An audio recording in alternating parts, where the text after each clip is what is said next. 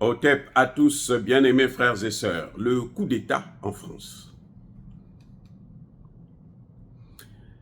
Alors, qu'est-ce qu'un coup d'État d'abord? Qu'est-ce qu'un coup d'État?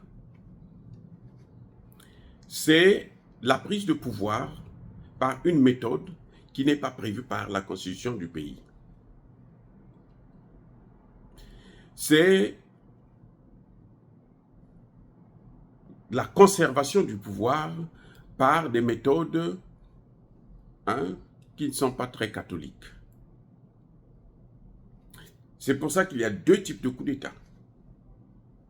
Les principaux. Il y a les coups d'État militaires, il y a les coups d'État institutionnels. Les coups d'État institutionnels, c'est la manipulation des institutions pour se maintenir au pouvoir, coûte que coûte.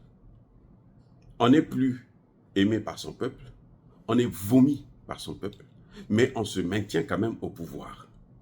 Ça, c'est un coup d'État institutionnel. On le voit avec, en Afrique avec Alassane Ouattara, par exemple. Et un coup d'État militaire, c'est un coup d'État où quelqu'un qui est au pouvoir, il arrache le pouvoir par la force, c'est-à-dire qu'il déshabille celui qui est là et il prend le pouvoir et il gère. Voilà ce qu'on appelle le coup d'État militaire. Coup d'État militaire, c'est un peu ce que nous avons vu en Guinée. Mais ça, c'est dans le temps. À l'époque, il y avait des coups d'État militaires. À l'époque. Maintenant, là, ce que nous voyons, que ce soit en Guinée, au Gabon, au Tchad, au Mali, au Burkina, au Niger, ce ne sont pas des coups d'État militaires, ce sont des coups d'État révolutionnaires. Parce qu'il y a une différence entre coup d'État militaire et coup d'État révolutionnaire. J'ai dit que coup d'État militaire, c'est lorsque les militaires prennent le pouvoir par une voie qui n'est pas constitutionnelle. C'est vrai, mais il faut faire la distinction entre coup d'État militaire et coup d'État institutionnel. Le coup d'État militaire, vous n'avez pas l'adhésion de la population. Oui, il n'y a pas l'adhésion de la population. Ça, c'est un coup d'État militaire. Mais lorsqu'il y a l'adhésion de la population, c'est une révolution. C'est le cas du Mali, c'est le cas du Burkina, c'est le cas du Niger. Tout le monde s'attendait à ça parce que la population en avait marre de celui qui est là au pouvoir. Si aujourd'hui, il y a un coup d'État en Côte d'Ivoire, si les militaires décident de prendre le pouvoir, ce ne serait pas, à mon avis, ce ne serait pas un coup d'État militaire, mais ce serait une révolution parce que, on ne veut plus de Alassane Ouattara qui nous amène les Américains, les Français, les ceci, qui a vendu carrément la capitale, Abidjan, à des étrangers. Et ça, c'est... Donc, s'il y a des militaires qui prennent le pouvoir, vous allez voir que la population va se soulever. La population va adhérer, la population va encourager. C'est ce qui s'est passé au Gabon. Même si après, celui qui prend le pouvoir change, il fait autre chose. Oui, parce qu'un coup d'État, une révolution, peut se transformer en un coup d'État. C'est un peu ce que nous voyons au Gabon et puis en Guinée. Ils sont arrivés avec le soutien du peuple et maintenant le peuple est en train de les observer parce que le peuple ne voit pas les changements. Le peuple ne voit pas la direction que les dirigeants sont en train de suivre. Comme par exemple le cas de l'AES où on sait quelle est la direction qu'ils ont prise. Et le peuple adhère à cette direction. Comme au Tchad, par exemple, on a commencé par un coup d'État pratiquement militaire. Oui, c'est un coup d'État militaire. Mais ce coup d'État est en train de se transformer en révolution. Ce n'est pas à cause de l'élection, non. L'élection est venue seulement renforcer la révolution qui était en marche. Parce que le président, le père de Kaka Déby, a été assassiné. C'est ça le coup d'État. Le vrai coup d'État, c'est celui-là. Maintenant, la succession, le fils a pris. Parce que celui qui était censé prendre le pouvoir s'est retiré. Il s'est rétracté, il a eu peur de prendre le pouvoir. Donc là encore, ce sont des cas mitigés. Vous avez vu le cas d'Amiba. Il a fait un coup d'État populaire. Hein. C'est-à-dire que le peuple s'est accroché. Et il n'a même pas attendu 3 mois. On a commencé à le voir avec le champagne, avec Macron, avec ceci, avec cela. Et les gens se sont dit, mais il nous a déjà trahis, il est en train de nous trahir. Il est en train de trahir notre révolution. Nous l'avons soutenu parce que nous ne voulions plus de cette personne-là qui est incapable de régler le problème de sécurité. C'est un peu ce qui est en train de se passer aujourd'hui avec Tshisekedi. S'il continue à dormir, à ne pas prendre des positions pour régler le problème de sécurité, eh bien, s'il a des généraux qui sont sérieux, mais ils vont l'enlever de là, et puis ils prennent le pouvoir, ils mettent le pays sur le droit chemin. Ce qui est en train de se passer, hein, qui s'est passé avec Roch Marc Kaboré, ça peut se passer en RDC. Si Tshisekedi continue à jouer comme ça, il est là à distraire les gens, bon, on va développer l'économie et tout, le pays est endetté, l'économie ne décolle pas, ça fait maintenant 6 ans, donc il vous distrait, il parle des cartes d'identité, ce qui n'est pas nécessaire en ce moment, ce qui compte c'est la sécurité, après la sécurité, parce que les cartes d'identité qu'on est en train de distribuer, c'est pour donner les cartes d'identité aux Rwandais, et demain ce sont eux qui vont encore paralyser le pays. Donc, si on ne règle pas le problème de sécurité, ben, on va continuer à faire le lit du Rwanda. Bref, là, s'il y a un coup d'État, ce sera une révolution. Parce que ce peuple-là est en train d'observer, mais parce qu'ils n'ont pas trouvé quelqu'un, ils sont en train de chercher quelqu'un de courageux. Dans leur prière, là, ils se disent, nous, on veut quelqu'un qui va nous régler ce problème de sécurité. Parce que nous, on a déjà donné, on a trouvé la solution, mais on veut quelqu'un qui est courageux, qui va aller prendre, chercher cette solution et venir l'appliquer. C'est ce qui s'est passé avec Marc Roch Kaboré. Donc ça, ce n'est pas un coup d'État. Maintenant, revenons au coup d'État institutionnel. Ce qui est en train de se passer en France actuellement, c'est un véritable coup d'État institutionnel. La France est ingouvernable. Pourquoi la France est ingouvernable? Parce que lorsqu'on dissout l'Assemblée, c'est une façon de dire au peuple, vous m'avez fait confiance, moi, vous m'avez nommé président. Je suis maintenant le président. Mais vous ne m'avez pas donné une assemblée, une majorité à l'Assemblée.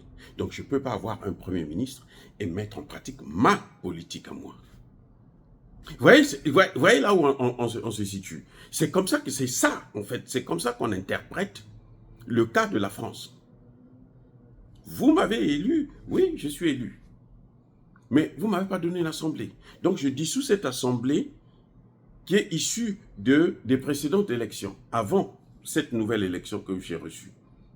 Je dissous cette Assemblée. Donc quand tu dissous l'Assemblée, tu as, comment dirais-je, vous avez l'espoir, c'est même pas l'espoir, la conviction que vous allez gagner l'Assemblée, la majorité.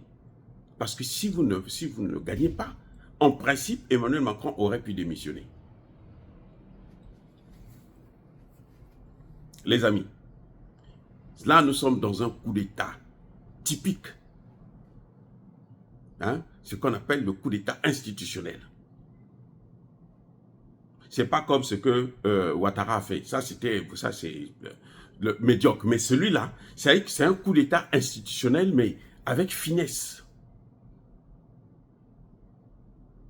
Parce qu'on ne dissout jamais l'Assemblée pour rien. On dissout l'Assemblée parce qu'on n'a pas la majorité. Donc, parce qu'on veut avoir cette majorité. Donc, on rappelle la population pour dire que non, mais écoutez, vous m'avez fait confiance, donnez-moi une assemblée, comme ça je mets en place ma politique. Or, Emmanuel Macron n'a pas été élu par rapport à sa politique. Emmanuel Macron a été élu par défaut. Oh, je reprends les gars.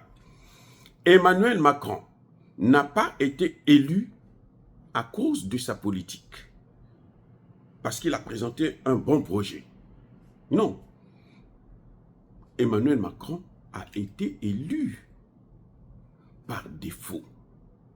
Donc, ce que Emmanuel Macron a fait, il s'est arrangé par tous les voies et moyens pour se retrouver face à Marine Le Pen. Et indexé Marine Le Pen comme étant le mal absolu, le diable en puissance. Alors qu'ils sont pareils. Hein. Il dit non, voilà elle est contre les étrangers. Elle va chasser les étrangers. Ce qui est faux. Je dis, tous les discours qu'ils font là, ils savent, ils ne peuvent pas, surtout les Africains là, ils ne peuvent pas les toucher. Ils ne peuvent pas. Ce que Marine Le Pen, arrivée au pouvoir, pouvait faire, c'est exactement ce que fait Macron aujourd'hui avec les étrangers. On les chasse, on ferme les frontières, c'est la même chose. Donc ça change, pour les étrangers là, ça ne change rien. Mais on a fait croire à ces Français qui sont moyens, qui n'ont pas assez un niveau intellectuel pour comprendre ces choses-là. Pour la plupart, ceux qui comprennent, ils ont été corrompus. Il faut que les médias travaillent pour les maintenir dans cette position. Mais en réalité, que ce soit la gauche, que ce soit la droite, que ce soit l'extrême gauche, que ce soit l'extrême droite, c'est la même chose exactement. Alors, les amis, le coup d'État de Macron n'a pas commencé maintenant. Il a commencé quand lui-même il a été élu. Parce que lui, il a été élu par défaut. Et donc, on a gardé ça jusqu'à ce que maintenant il se retrouve coincé, puisqu'il est élu, mais il n'a pas d'assemblée. Il prend le risque de dissoudre, croyant qu'il pourra faire le même jeu, puisque la droite est en train d'avancer. Il croyait faire le même jeu, qu'il aura la majorité par défaut. Il n'a pas eu cette majorité par défaut. Donc en réalité, qu'est-ce qu'il devait faire? Démissionner. Puisqu'il n'a pas confiance. Il n'a pas l'adhésion du peuple. Il devrait démissionner. Mais pourquoi il ne démissionne pas? Parce que c'est ça qu'on appelle le coup d'État institutionnel. Les amis, le coup d'État de Macron n'a pas commencé maintenant. Le coup d'État de Macron a commencé depuis sa réélection. Quand vous regardez bien sa réélection, il n'a pas eu la majorité. Il n'a pas gagné l'élection. S'il dit qu'aujourd'hui la gauche n'a pas gagné, donc lui aussi n'avait pas gagné l'élection. Oui. Il n'avait pas gagné l'élection. Donc on remettait les pendules à zéro. Il démissionnerait depuis là, à ce moment. Mais c'est le même cas. Il n'a pas eu la majorité absolue. Il a eu une majorité relative. Et il est suivi de Marine Le Pen et de Mélenchon. Donc, voyez comment ces gens nous manipulent avec des mots. Et ils détruisent nos pays avec des simples mots. Mais quand vous regardez ça, ces mots-là, quand ça s'applique, Dieu est grand. Regardez, Dieu est en train de les confondre là, avec leur démocratie là. C'est pas une démocratie. Ce que vous voyez là, c'est pas ça la démocratie. C'est pas ça la démocratie. La démocratie là, c'est la volonté du peuple.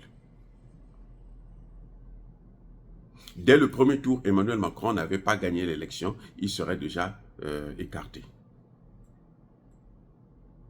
Eh oui, dès le premier tour. Parce qu'il devrait gagner dès le premier tour. Et gagner, il aurait pu avoir plus de 50%. C'est ce qu'il est en train de reprocher aujourd'hui à l'extrême gauche, au niveau du Parlement. Alors, c'est pas ça la démocratie. Vous voyez, c'est ça ce qu'on appelle un véritable coup d'État de maître. Ça, c'est un coup d'État. Ça, c'est le dernier cri de coup d'État. Les gens sont en train de voir le coup d'État de Macron quand il a gagné maintenant, là, parce qu'il ne veut pas nommer un Premier ministre. Mais en fait, son coup d'État a commencé depuis sa réélection. Les gens n'ont pas adhéré à son programme. Vous voyez, les gens ont... C'est Mélenchon qui est venu essayer de le sauver un peu. Parce qu'il a pris beaucoup de voix de la gauche. Et puis pour gagner, il était obligé de faire. Mélenchon a appelé à voter pour lui. Ce qui ne devrait pas se faire, puisqu'ils sont diamétralement opposés. Et ce sont des gens comme ça qui viennent en Afrique pour nous donner des leçons. Ils nous disent que non, vous ne gérez pas bien. Vous êtes des dictateurs. Vous avez fait ceci, vous avez fait cela. Ils sont pires que nous. Oh, bien aimés frères et sœurs, dire cela, c'est inciter à la haine ou à la violence. Non, j'aimerais bien vous faire comprendre. Quand Emmanuel Macron parle de coup d'État dans le coup d'État, lui-même, il est dans le coup d'État dans le coup d'État, puisqu'il a fait un coup d'État pour être réélu, et il est en train de faire encore un autre coup d'État actuellement. Le vrai coup d'État dans le coup d'État. Oh, soyez bénis, soyez abondamment bénis par le Dieu de Kémite et par nos ancêtres angélisés. Mais que tous ceux qui persécutent le continent africain, le pillent et le déstabilisent, qu'ils soient noirs, blancs, chinois, arabes, juifs, indiens ou qui qu'ils soient punis, maudits, foudroyés, neutralisés, écrasés, effacés par le Dieu de Kémite et par nos ancêtres angélisés. Vive l'Afrique éternelle, j'ai dit et j'assume.